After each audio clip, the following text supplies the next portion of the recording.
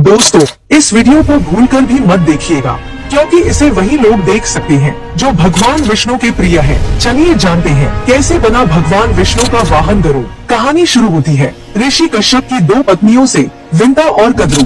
कद्रू सर्पों की माता, विंता गरुड़ और अरुण की जननी। दोनों बहनों में प्यार कम, प्रतिस्पर्धा अधिक थी। एक दिन आकाश में प्रकट हुआ एक दिव्य घोड़ा। उसकी पूंछ का रंग देखकर दोनों बहनों के बीच लगी एक ऐसी शर्त जिसने भविष्य बदल दिया। विंता, पूंछ सफेद है। कद्रू, नहीं काली है। और शर्त थी, जो हारेगी वो दूसरी की दासी बनेगी। लेकिन कद्रू ने धोखे का सहारा लिया। अपने नाग पुत्रों को आदेश दिया, घोड़े की पूंछ से लिपट जाओ और उसे काला दिखा दो। धोखे की जीत हुई और विंता हार गई। वो अपनी ही बहन की दासी बन गई। जब गरुड़ ने अपनी माँ को इस दास्तान में देखा तो उनका हृदय क्रोध से जल उठा। वे नागों के सामने गरजे, मेरी माँ को मुक्त करो। नाग हंसे और बोले, मुक्ति चाहिए तो स्वर्ग से अमृत का कलश लाकर दो।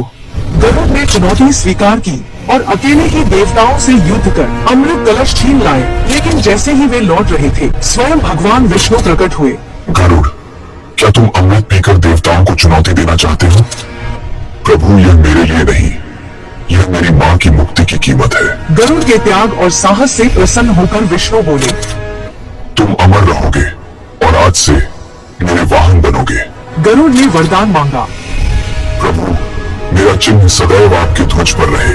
तभी से विष्णु का ध्वज कहलाया गरुड़ ध्वज, और विंता सदैव के लिए मुक्त हो गई। लेकिन नागों के साथ एक रहस्य और जुड़ा। वे अमृत पीने से पहले स्नान करने गए और तभी इंद्र आ पहुँचे। कलश उठा लिया और स्वर्ग ले गए। नाग लौटे और वहाँ पाया सिर्फ घास। उन्हें लगा कि यहाँ अमृत की कुछ बूंदें गिरी होंगी, इसलिए वो उस जगह को चाटने लगे। इसी से उनका मुंह फट गया और तभी से कहा जाता है, नागों की जहवा फटी होती है।